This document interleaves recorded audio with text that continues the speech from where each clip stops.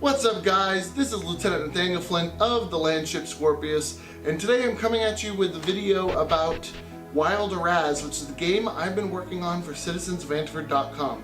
Now, I did all this work and made 2 videos back to back for Wild Araz, me playing it in a Let's Play style.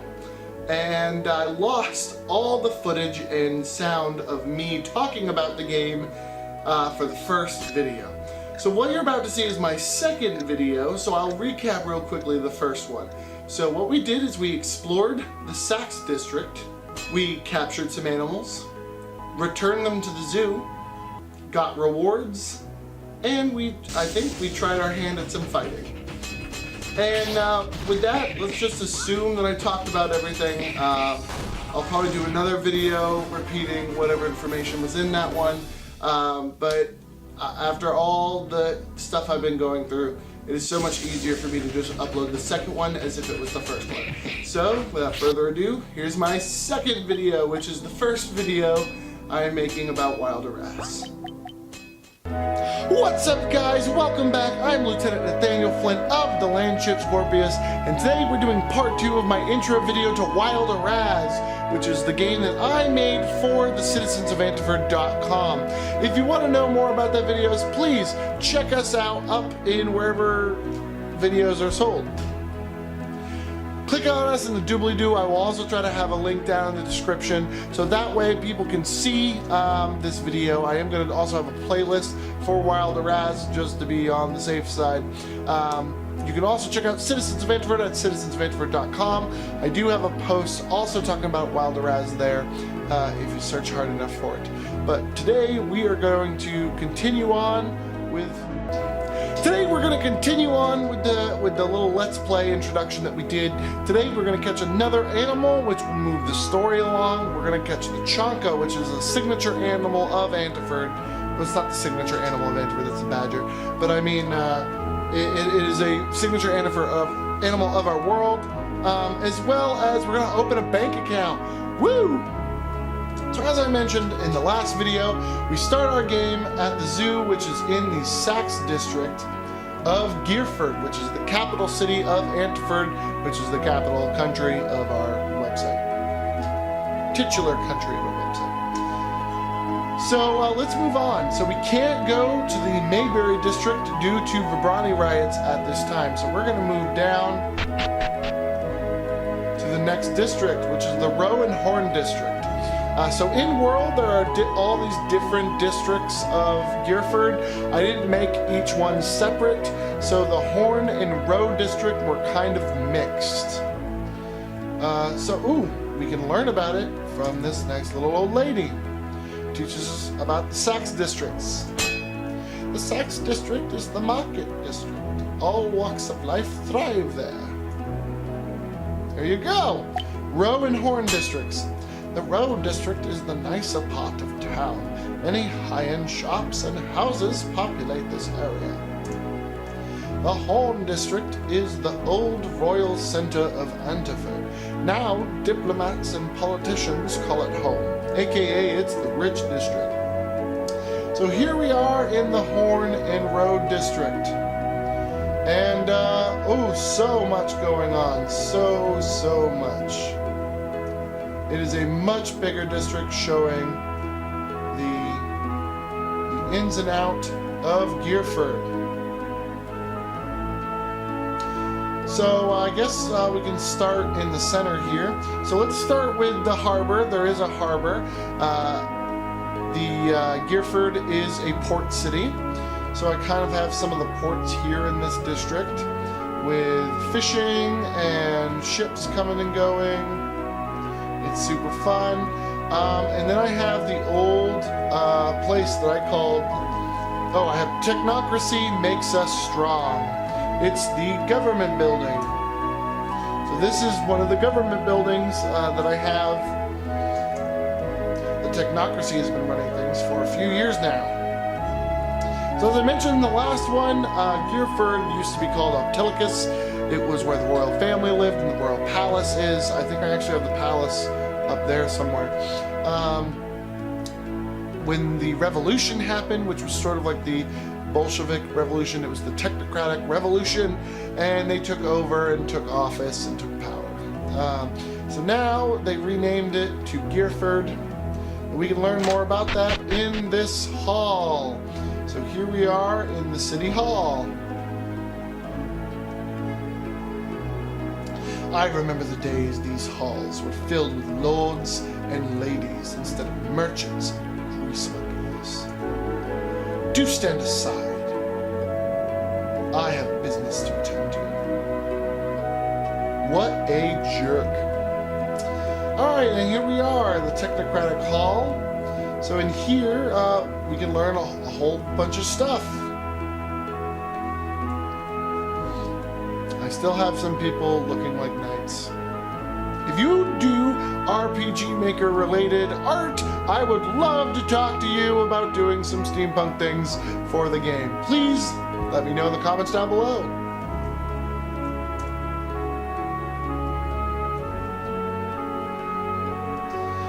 So some of these are secret hints at what goes on the website. Some of these are actual things that go on in the world. So this one says I'm trying to record events. I think you get more from the library though. The library on the website is where you find the stories that are actually created by users of the website. You can find stories, blogs, world events, things of that nature are all in the library where we write.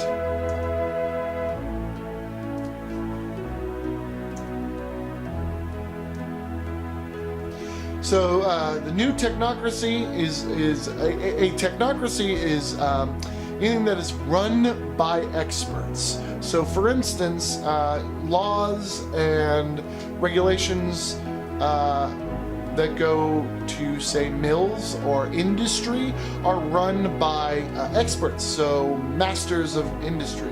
So very successful mill owners would be the people, running things about labor or about mill stuff. If you are going to have a military and military decisions and defense decisions, they are run by generals and admirals because they are experts in their fields. You have everything to do with medical run by doctors, experts in their fields. So in theory, it is very good.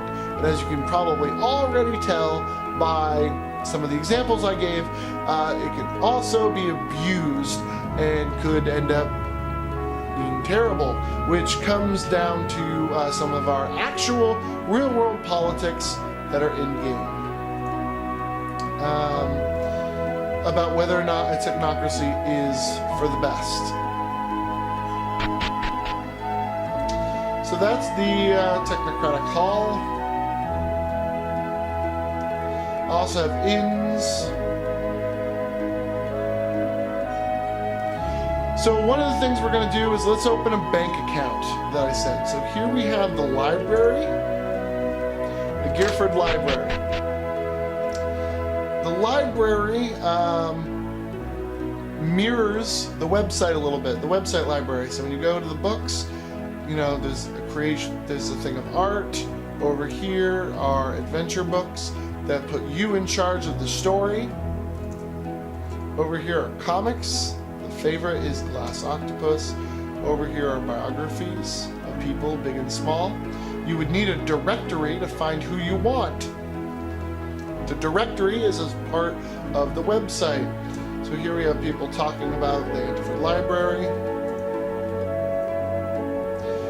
Also, I had to change how the Antford Library, or the Gearford Library works, because we had a character come up who was a librarian in the Gearford Library. So this is Theodore Beam, who might end up having some important quest lines later on. Oh, I obtained a strength manual. So let's talk about that real quick. So certain items help your skills. So I have a strength manual written by Bretius Parsonius in ancient Peor. It outlines hand-to-hand combat techniques. So I use it on Flash, who's my main character. and his strength has now gone up. Or his attack, I should say. His attack power. So you can find these books, and when you read them, your skills go up. So attack, defense, agility, all those kind of things do go up when you use them. The next one over here is the police station. So we have Bobby's behind the counter. This is also a place where we can get some cool things. We can get wanted posters. So this says wanted poster. If you carried these around, you'd be able to spot criminals in Antiford. So we take the wanted poster. This is a side quest, is gathering and getting a hold of wanted posters and tracking down criminals in Antiford. Some of them are open-ended, so you can go anywhere in Antiford and there will be people who will you'll be able to get for certain wanted posters that are open-ended. But certain wanted posters have you go after certain criminals, and there are hints to where you might be able to find them. So you have to be pretty good at tracking down criminals and trying to find them. And that is an item that you have. So we go to our items, key items, wanted posters. And when we read it, it says this is a picture of some guy wanted for petty theft and minor assault. Reward is 500 CM. So we can get money for doing the wanted posters. It showed a little picture there. That was our generic thug character. That is one of the main, I guess, antagonists of the game, is this generic thug character. So somewhere, actually a lot of places in the world, they have now spawned criminals who, when you talk to, they'll go, oh, do I look like that person in the wanted poster? You say yes, and you can fight them. Now, you don't need to fight or claim the first one you get. Harder to reach criminals will offer a harder fight. Just because I got wanted poster 1, so I'm on the first thing of the quest, I can have 7 wanted posters right now. I'm only going to be able to get 1 guy at a time. So right now I'm on the first rung, which they've spawned them everywhere.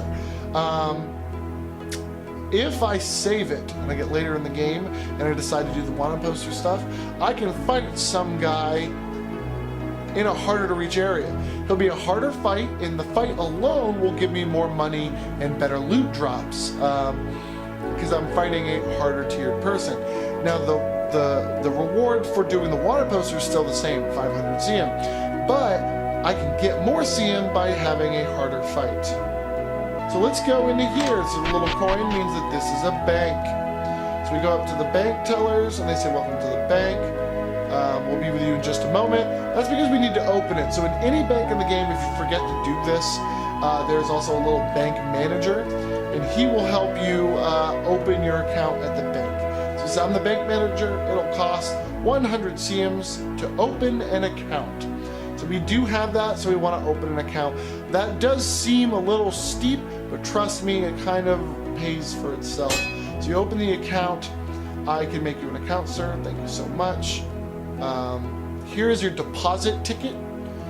See our tellers for assistance. You receive bank deposit ticket. This isn't something you can sell or lose, but you can find other people's bank tickets to get access to their accounts, which I think is kind of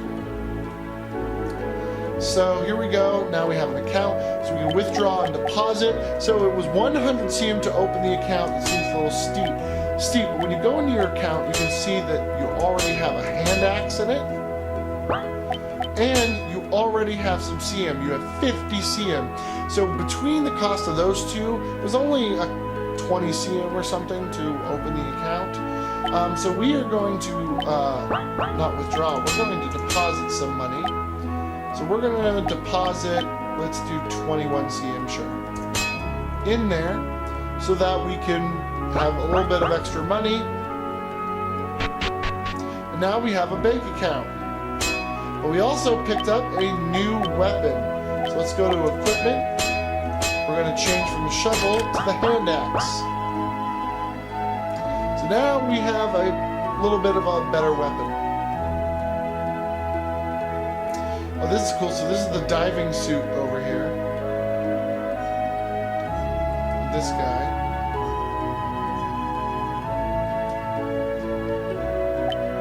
So we're not going to donate right now, both because we don't have that much money and because I'm going to do a video about this later on. This is a diving suit that we can help this guy fix. That's a little side quest. So now let's continue on with this video. It's probably starting to get long, so let's go catch the next animal to move the story along, which is the Chonka. So when you're in the road district and we're moving down, down, down, down, down, we're going to notice a little house here on our way to catch the Chonka. Let's go in here, and this will teach us about a very helpful skill in the game. Let's go talk to this nice old lady. If you equip your shovel, you can use it to dig in the soil. Sometimes this can help you find forgotten items. Do you see those rocky bits of soil? That can signify that there's something beneath the soil. Try digging there. So we do have a shovel, but when we go to try, it says something that appears to be here. So we need to have the shovel actually equipped so that we can dig. So we're going to go and dig in the soil, and we found an antidote, which helps with if you're poisoned. I'm going to continue to dig, and we found water in the ground. We found some forgotten seum, and then here we found a life up. Life up's pretty cool. I'm actually going to go and use the life up. And we increased our health.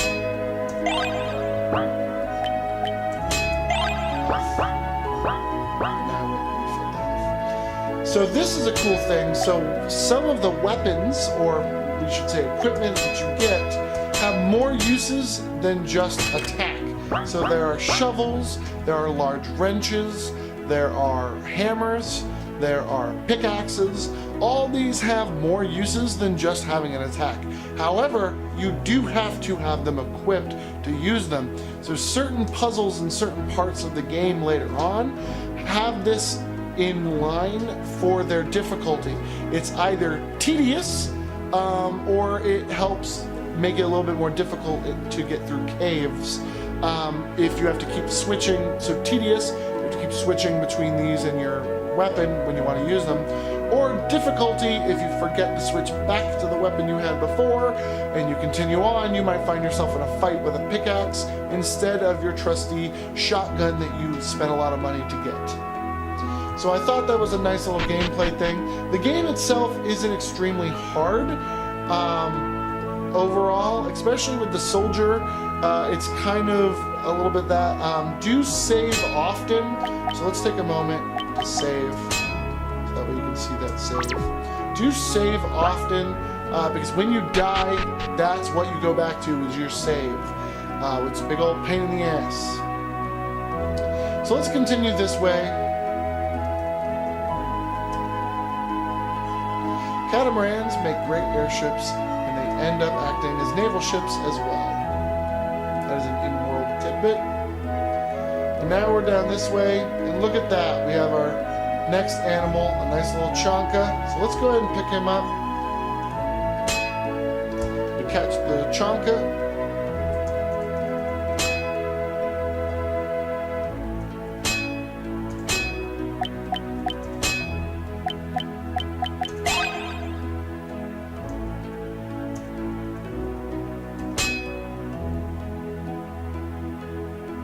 There we go, and now we do this. It's a Chonka. You want to catch a Chonka? Hold down to catch it. Yeah, totally. It wasn't a bug. That was massive and game breaking. Yeah. Hey.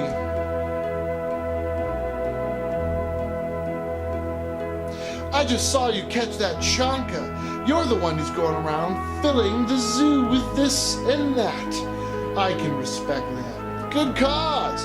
Hey, have you started a bank account? Yes, I have. It's fantastic. You can store anything in one. What? No need to. What if something happens and you lose everything? Don't you want it safe? Here, let me show you. I have given you an item and some Seum. Feel free to use them as you see fit. They are in a bank under your name, Flash. That must be the axe and money we found earlier. However, next time we meet, I will invest into your bank account. However, only based on how much you have invested in it as well. Just hope I don't catch you when it's empty. I'll see you around. And he runs off. So that was a cool new character.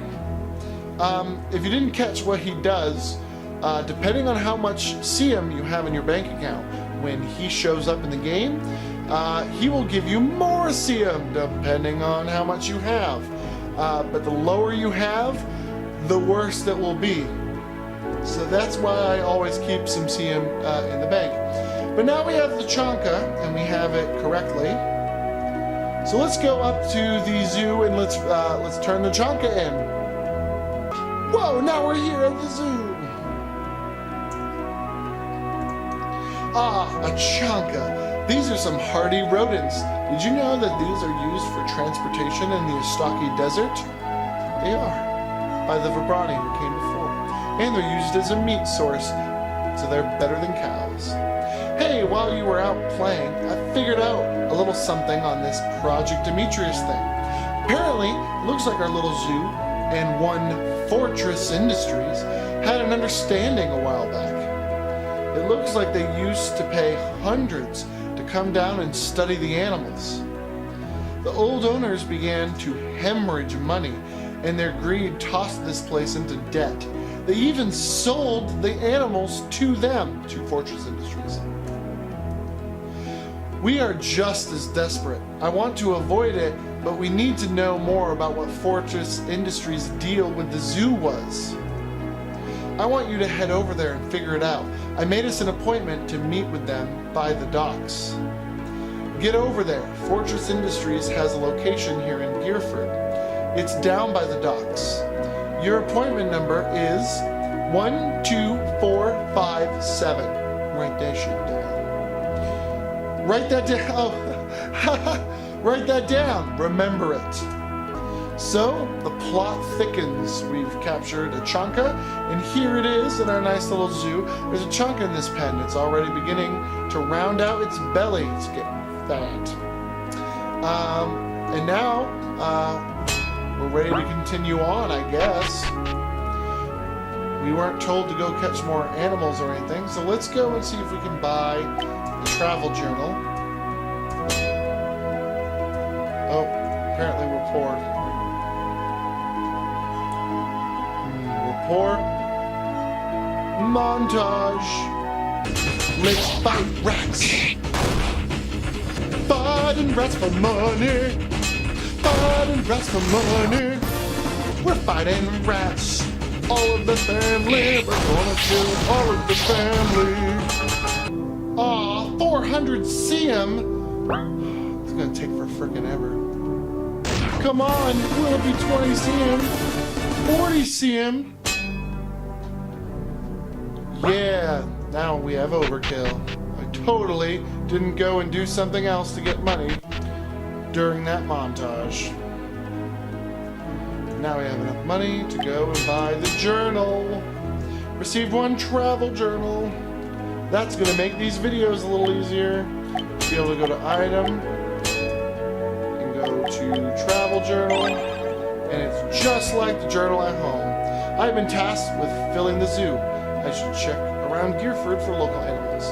Now that the zoo has some animals, Anna wants me to go to Fortress Industries for an appointment.